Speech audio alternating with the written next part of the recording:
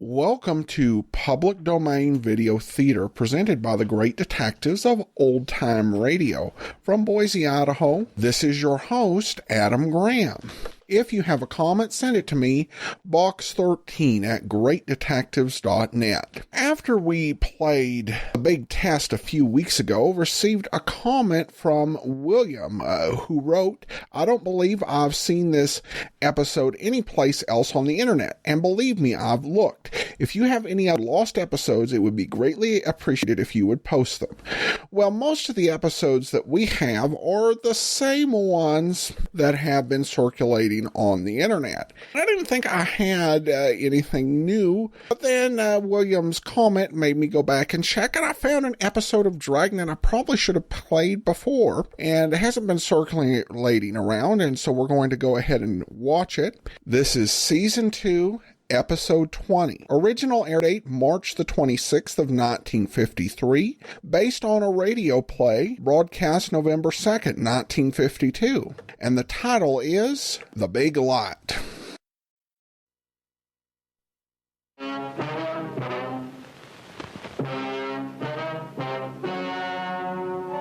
Ladies and gentlemen, the story you are about to see is true.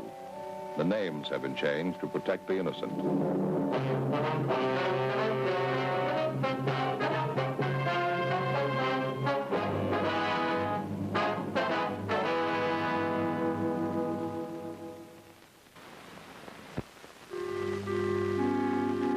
This is the city, part of it. This is Beverly Hills, California. Then there's Griffith Park. We have a good-sized zoo up there. A lot of animals. For a bag of peanuts, the grizzly bear will wave at you. The polar bear will do the same. Some of the animals are pretty much alike. It's the people that differ. That's why I'm in business. I'm a cop. It was Friday, August 5th. We were working the day watch out of Homicide Division. My partner's Frank Smith. The boss is Captain Lorman. My name's Friday. We'd gotten a call that there'd been an accident at one of the motion picture studios. A man had died. We had to make the usual accident follow-up.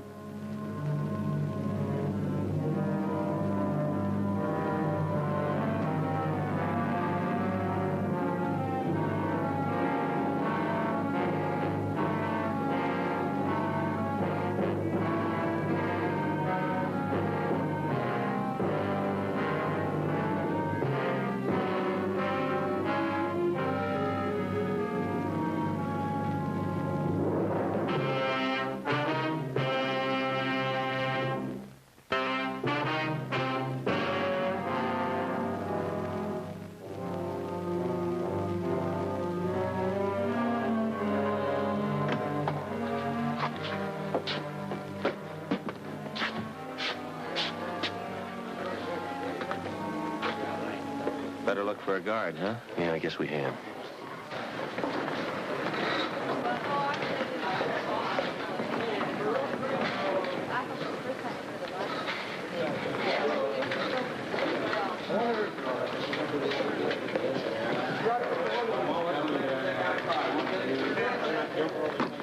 Yes, sir. Can I help you? Yes, sir, we're police officers. We're looking for Gerald Adams. Oh, yes. He said I was to look out for you. He'll fire him down there in the Greystone set. Thank you very much.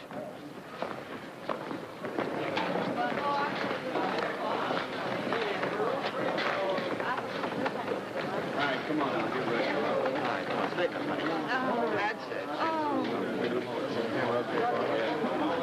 Hey, Faye, try a double quad in that thing, huh? Yeah, right in there. I want to get the pin. All right, let's move around just a little bit. Yeah. Okay. All right, put us on a foul, huh? We have a little more back. All right, now everybody settle down. Come on, we can't hear the word. Let's have a little more back. Hey, Earl. Stay the house, Mike. Statue over there. Okay, Dick? Yeah, thanks. All right. Give me another single up there, Pop. Say when, will you? Okay, yeah, that's it. Good enough? Yeah, okay. Let me have a little bit more to the left, will you? All right, open up those doors. Hold to the left. Some wax and put it on We shot there down to 557. All right, now the other one. A little more, yeah. Still need to cut out. Oh, say it. Here, sure. When are we going to do it? That's good. All right, fine. Let's see, give me a check back on that. Yeah, that's supposed to be.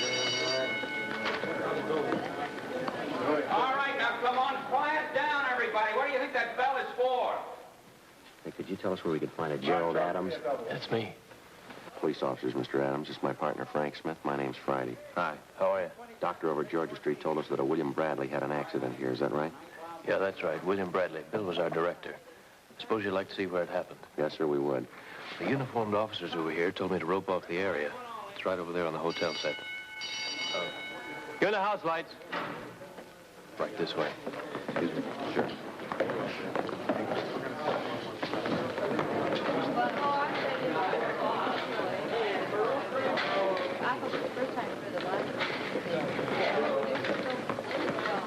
We're 12 days behind schedule now. This will probably throw us a couple of more days behind. Front office is going to be real unhappy when they find out how much this picture's costing. We're right over there. Go ahead. Thank you.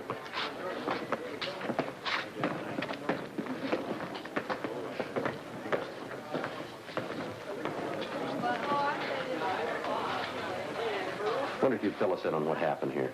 Sure. What can I do to help? Well, if you tell us how the body was found, who found it, how the accident occurred. Well, near as I can figure, it must have happened about 12:10 or 12:15. Crew had broken for lunch. Most of them were over at the commissary. I came down from the office. I wanted to talk to Bill about tomorrow's schedule. Wanted to try and change some of the shots, make them more simple. Didn't see him around, so I went ahead and had lunch. About, let's see, I think it's about 12:40, Fred Jackson, one of the rigging crew, came in and told me he'd found Bill's body, that a lamp had fallen on him. Darn fool yelled it so loud, everybody in the place heard him. I see. Well, I came right over. First, it looked like Bradley was dead. He'd lost a lot of blood. I felt his pulse and found out he was still alive. That's when I had the ambulance called. Right here's where he was found. You can see the lamp. Must have hit him right about here. Poor guy. Yes, sir. Is that where the lamp fell from up there? Yeah, you can see there on the lamp bed where it was. Between those juniors there. See the open space? I see. Who puts the lamps up there? Well, the rigging crew hangs them. Gaffer's in charge of them. Wonder if we could talk to him. Yeah, sure. Patterson. Dick Patterson. Yeah, sir. Be right there. Gee, that's a big lamp. Yeah, the thing must weigh 150 pounds. Yeah, at least that. What's your position with the company, Adams? I'm production supervisor. Unit manager. A lot of names for it. I try to take care of the running of the company as far as this one picture's concerned. I make out the budgets, work out the schedule with the director, things like that. I understand. It's really hard to say just what my job is. Sort of do a little of everything. Yes. Uniformed officer said there'd be some men out from homicide. That's where you're from? Yeah, that's right. You think there's something wrong here, that maybe it wasn't an accident? No, not necessarily. It's just that in any death where there isn't a doctor in attendance at the time of death, we have to look into it. It's just routine. How they coming over there? Well, about another 10 minutes. It's the last shot here, isn't it? Yeah. What do you want to see me for? These officers like to ask you a couple of questions. Sure. This is Mr. Friday, Mr. Smith, Dick Patterson, our gaffer. How are you? What would you want to know? Adams here tells us that you were in charge of hanging those lamps up there. Is that right? Yeah, that's right. Why? You trying to say that I had something to do with causing Bradley's death? No, sir, we didn't say that. And what are you saying? We're just trying to get the facts here. There's no need to get upset, Dick. Well, I don't like it. These cops coming in try to make out those lamps weren't put in right. No, that's not what they said. Well, don't you think I feel bad enough? Bill was a good friend of mine. We've been together a long time. I don't know how that lamp got loose. Well, that's just what we're trying to find out here, Patterson. I've been wanting to get up there myself and look at it. But Jerry here said not to touch anything until you guys got here. All right, how do we get up there? A ladder over here.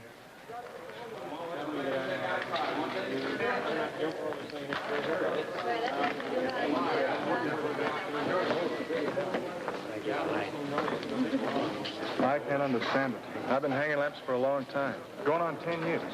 First time anything like this ever happened. Now, go ahead. Okay. Watch your step. Thanks.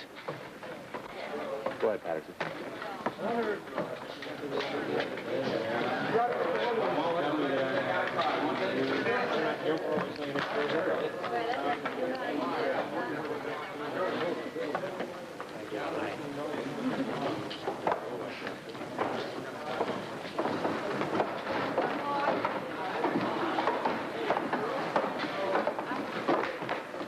Here we are.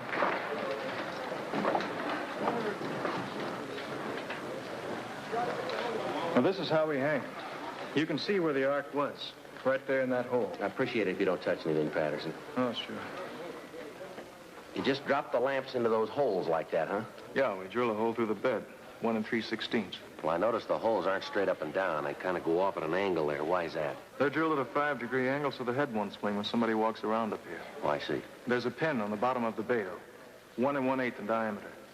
That goes through the hole there. Uh-huh. Well, then there's a pin that goes through the mounting like a cotter key, huh? No, it's not necessary. Well, I noticed down there on the broken light, there was a little hole in the pin that comes out of the mounting. Thought that's what it was for. Well, that's for hanging the lamp upside down. There's a fitting goes on that. Another pin goes through there. Well, now I notice a piece of chain on some of the lamps there. Yeah? Does that hold the lamp in any way? No, that's for the tail. Tail? Yeah, that's the lead from the lamp to the plug-in box. Wires that electricity comes in on. Oh, I see, uh-huh. Well, this tail, how much of it's on each lamp? Oh, maybe 30 feet. Well, now, if a lamp fell, would the wire be short enough to keep it from hitting the floor down there? No, they could all reach the floor. You ever known a lamp to fall before, Mr. Patterson? And once in a while. Pin might crystallize and break off. Maybe the bed had split out. But you can see for yourself, though. That isn't what happened. Well, now, the lamp that fell down there, was it the biggest one that was up here on this bed? Isn't that it? Arc light. B90s, we call them. Juniors. Over there, the seniors. Mostly fill lights for the arc. Well, from what you can see here, Mr. Patterson, can you figure how that lamp could have fallen, how it could have broken loose some way up here? Well, I'll tell you, Officer Bob, that's my best boy. Bob and I were back here this morning. I wanted to check the position of the lights. I didn't get up here myself, but Bob did. After the rigging crew hung the lamps, Bob ran a test on every one of them. Well, now, a test, you say. Exactly what does that mean? What does he do when he tests them? He hits each lamp. We turn them on, see if the bulbs are all right, fuses are okay, that there are no shorts in the switches. Oh, I see. Well, like I said, Bob got up here and looked at them all. He's a good boy, been around for a long time. He doesn't make mistakes like this. If he thought that lamp was hung right, then it was. I know it was right. Well, then you have no idea at all of how it could have fallen, huh? None at all. Matter of fact, I don't think it did. All right, give me a bell, huh? All right, now quiet down, everybody. No walking around, huh? What was that you were saying about the lamp? Quiet, they're gonna make a shot. All right, now everybody settle down. This is picture. All right, roll 'em. Now, hold it, roll. What's the matter? All right. Come on, hurry up, will you? All right. Okay, Sam, that's it. All right, roll 'em. Hey! Scene 27, take 14. All right, honey. Now, a nice loud voice. Play it right to me, huh? All right, Eddie. If that's the way you feel, I never want to see you again. Cut! Print the last one only. All right, wrong set, everybody. Wilson House on the back lot. Come on. Now, what was that you were saying about the lamp? I don't think it did fall. I think it was dropped.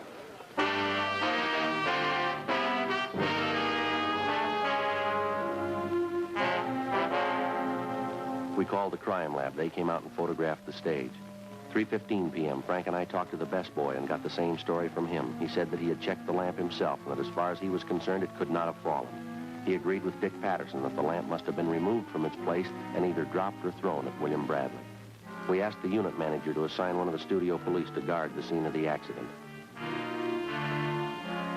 Dean Bergman from Leighton Prints lifted 3 clean prints from the broken lens of the lamp. The best boy's fingerprints were taken, and they matched the ones found on the lamp. There were no other prints on the glass. The men from the crime lab found a small piece of cloth on the mounting of the lamp. Sergeant J. Allen put it in an envelope and gave it to me. 4:20 p.m. You know, I just can't believe it. There are a lot of people in town who didn't like Bradley, but I didn't think there was anyone who'd kill him. Was there anyone in the company that you had any disagreements with? What do you mean? Well, any quarrels, disagreements, anything like that? Well, it'd be most likely Sam. They argued all the time. Sam?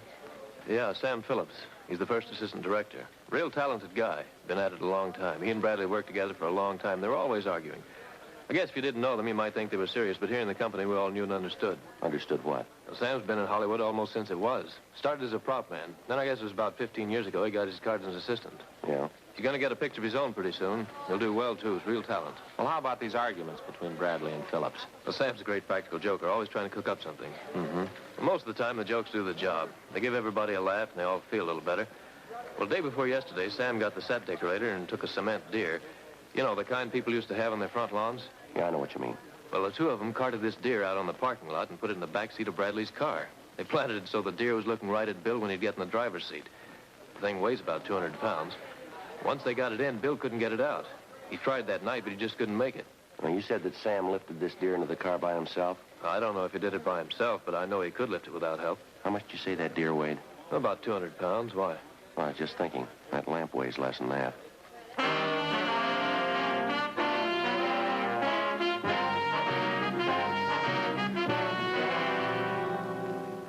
.45 p.m. Frank called the office and had R&I run the names Sam Phillips and William Bradley. Sam Phillips had been arrested once for disturbing the peace. He'd gotten drunk in a nightclub out on Sunset Boulevard and gotten into a fight. The report said that it had taken both the arresting officers to subdue him and take him into custody. There was no record on William Bradley. We continued to talk to the crew. From each one of them, we heard of the arguments between Phillips and Bradley. But most of the people we talked to did not share Adams' idea that the arguments were jokes. The script girl told us that on at least 3 occasions it had taken members of the crew to keep the men apart. That Sam Phillips had said that he'd killed Bradley. We asked each of them if they'd seen anyone enter or leave the stage at approximately the time of the accident. None of them had. They explained that Bradley was trying to pick up time and that as soon as they'd finished one shot, he was yelling at them to get ready for the next one. 5:22 p.m. We talked to the assistant director, Sam Phillips. Want a cup of coffee? No, thanks. No. Yeah, well, if you want any, help yourselves. We used this kitchen in a picture, had it made practical for coffee and stuff like that. There's a couple more things we'd like to check with you. Yeah, could you make it fast? I just came in for some call sheets. I got to get out on the back lot. Well, this won't take very long. Understand that you had arguments with William Bradley, is that right? Sure, we had some beefs. None of them were serious, though. Well, that's not the way we hear it, Phillips. And you hear wrong. Did you lift that deer into Bradley's car by yourself? Yeah, I had the set decorator with me. Kind of steered the thing in. Sure looked funny. You sure you weren't back on the hotel set today, huh? Positive. You any idea how that lamp got loose and fell? No, not the slightest. You're the first assistant director, is that right? Yeah, that's right. How long you held that job? Oh, about 15 years, I guess. I was a prop man for a while. I'd like to direct someday. Mm-hmm. Did Bradley know that you wanted to be a director? Yeah, he said that if I stayed with him, he'd try to get the producers to give me a picture. Matter of fact, I kind of thought I might get this one. Is that right? Yeah, when the company bought the book, they didn't assign a man to it right away, and Jerry and I both wanted it. Jerry? You mean Adams? Yeah, he wants to be a director, too. He was pretty hacked when the company gave this picture to Bradley. Jerry thought sure he had it made. It's funny, I guess everyone wants to be a director. Jerry's been trying for a long time. I don't think he'll ever make it, though. Is that right? Yeah, he's too valuable as a unit manager. Yeah. Was Adams very upset when he didn't get to direct this picture? No, I was pretty sore. I told Jerry about it. He just sat back and said that's the way things are and doesn't pay to argue with the front office. Uh-huh. Did you say anything to Bradley about how you felt? Yeah, I told him. I said I thought it was real unfair. Said I thought he could have done something about it. What'd he say? Well, he told me to be patient till my time had come. Said he didn't want me to tackle a picture like this. Said the thing was a dog and that even he'd have to work to make it good. Well, now, if he thought that the picture was so bad, why'd he want to have anything to do with it?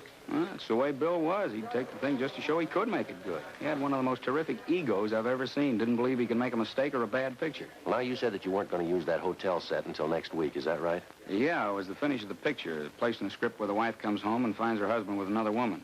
The wife shoots him, and the tag is played in the lobby there. Well, what was the man from the rigging crew doing back there, would you know? We needed a grid for an arc on the other set, the one we're on now. He went back there to strike the grid for the arc, and that's when he found Bill. Well, is it possible that Bradley was back there checking the lights? No, not Bill. He left that to Patterson. Bradley thought he shouldn't bother with the technical end of things. He spent his time with the people, worked on their characters, as he called it. Used to talk about molding the printed word into something more than real. Real corny. Yeah. Do you know if there was anybody on the lot who might have wanted to kill Bradley? No. Oh, there might have been some people who didn't like him very much, but you run into that on almost every picture. You know, little jealousies. That right? Yeah. You stop to figure how much money is spent on a picture like this, all the different temperaments involved. Why, for 3 months now, we all been together every day from 8:30 in the morning till 6 at night. Bound to be a few frayed nerves, few people that are short, somebody else on the set. But even so, I don't think there was anybody who was mad at Bill enough to do this. You really think he was killed, huh? Looks that way. Oh, something you wanted, Dick? Well, I wanted to talk to the officers. Well, what is it, Patterson? It's kind of private. Well, if you're through with me, I'll get back to work. Well, I'd rather you'd wait if you would. Well, all right, I'll be right over here. Okay, fine. Yeah. Well, I feel like a real idiot. I should have remembered this when you talked to me before. What's that? Well, I remembered that just before the company broke for lunch, Sam gave me a note. Said I should give it to Bradley. Yeah. Did you see what it was? No. It was folded up, had Bradley's name on it. I didn't pay much attention to it. Did you give it to Bradley? Yeah. He read it, and then he said he had to leave the set for a few minutes. Said he'd be right back. He left the set then, did he? Yeah. Where was Sam at this time? I don't know. You see, he gave me the note just inside the door to the stage. I was bringing in some more lights, and right after he gave me the note, he left. Yeah. Headed for the hotel set.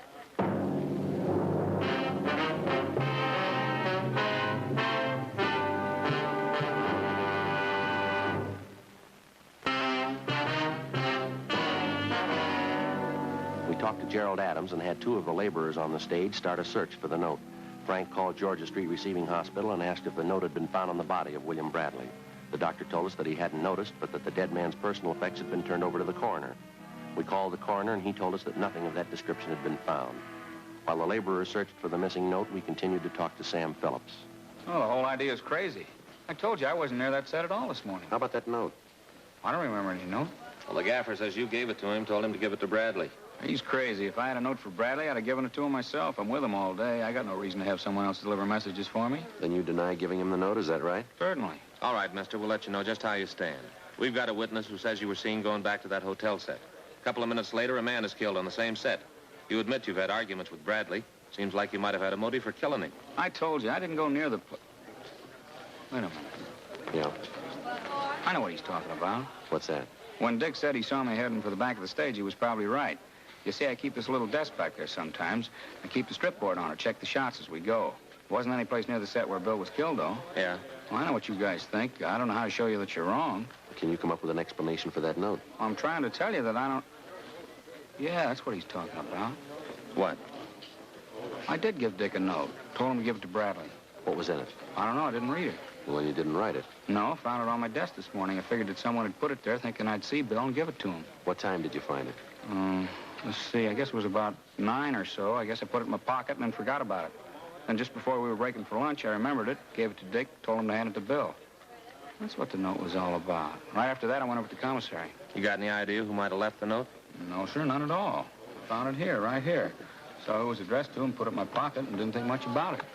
When I got back to set, I forgot all about it. I remembered it just before we were ready to break for lunch, just like I said. Did you see Bradley at all after you left the stage? No, I looked for him at the commissary, but he didn't show up. Then Fred Jackson came in and told us about the accident. Mm-hmm. Did you recognize the handwriting on the note? No, all I saw was the name, that it was for Bradley. Come to think of it, though, I do kind of remember it was familiar writing, thinking I'd seen it someplace before. Do you remember where? No, I wish I could. You found it yet? No, not yet.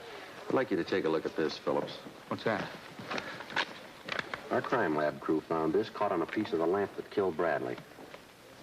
Looks like a piece of gray flannel, doesn't it? Yeah, it does. Yeah, from inside the cup, see? You can see the little zigzag marks where it's been cut. You ever see this material before, Sam? Yeah, I've seen something like this. Saw it this morning. Gray flannel slacks. Yeah? Sure, Jerry Adams was wearing them.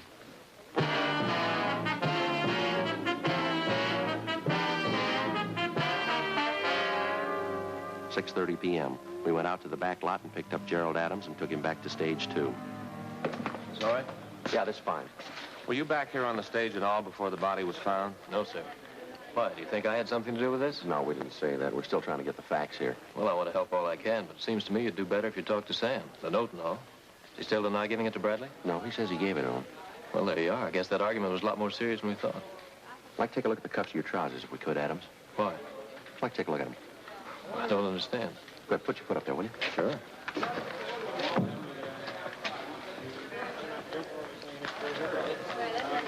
Let's see the other one. I don't know what you guys are looking for, but if you tell me what you want, maybe I can help you find it. Got a tear inside your cuff. Had you noticed it? No. Here, let me see. Yeah, how about that? I'll have to get that fixed. Little piece torn right out.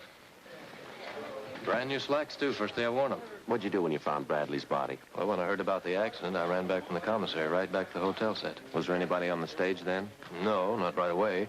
Fred was right behind me. He's the one who found Bradley. Then Jack, the guard. Mm-hmm. Like I said, the body was lying right by the lamp. You saw that when you were there. Yeah, we did. Did you go near the lamp, touch it in any way? No, I didn't. My only concern was Bradley. That's all I thought about. I knelt down to feel his pulse, and then I told Jack to go phone the ambulance. Yeah. Then I had the set roped off. I waited till a studio policeman got there, and then I went up front where the rest of the company was. Our crime lab found a piece of cloth caught on that lamp. Matches the tear in the cuff of your pants there. Gray flannels. I can't understand how it could have gotten there. What if we could take a look through your pockets? Why? What's that going to prove? All right, empty the stuff out of your pockets. Just like to take a look. It won't hurt anything, will it? I don't see why you're asking me all these questions. Seems to me that Sam's your killer. Why don't you talk to him? Make him tell you why he did it. All right, come on. Let's see what you got in your pockets. Take everything out. All right, here's my wallet. Open it up.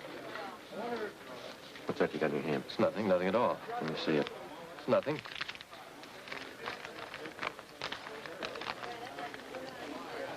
Bradley, I have to see you. Something's come up. Meet me at the hotel set when you break for lunch. It's private. Jerry. What's this mean, Adam? I don't know anything about it. Well, isn't this the note we've been looking all over the stage for?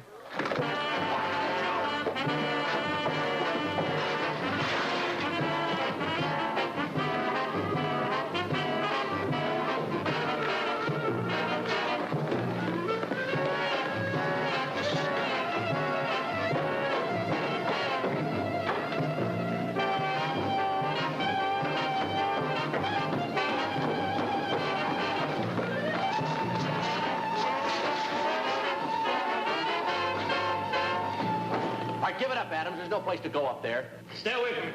Come on, Adams, give it up. Stay away from me. I'm not going with you. You got no choice, mister. Why'd you do it, Adams? Bradley was no good. All his life stepping on people. He didn't want to see anybody get ahead. This picture was mine. They told me it was. He was selfish. He took it away from me. It was my picture and he took it. All right, come on down. Why don't you shoot me? Go ahead. I'm not going with you. Why don't you shoot? What for? You're not going anyplace. I'm going to stay up here. Suit yourself. We got a lot of time, Adams. Why don't you just go away? Leave me alone. You know better than that. You killed a man. Now, you either come down or we're going to come up. What do you think, Joe? I'll give him a minute. He wants to be a director. Yeah. Let him figure out the ending.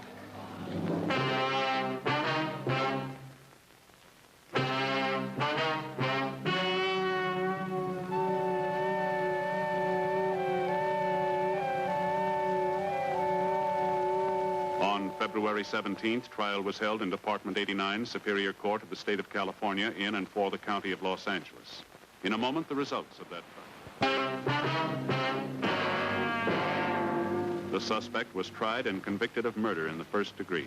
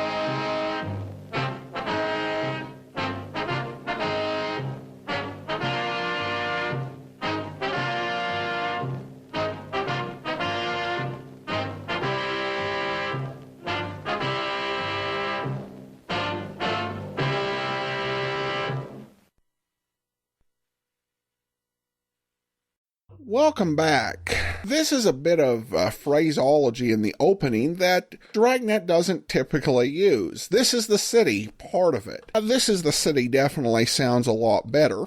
And no one thinks that the whole of Los Angeles are a grizzly bear and a polar bear at the zoo. But it's still nice to see them. These old animal movies from a time when it was actually okay to feed the animals peanuts.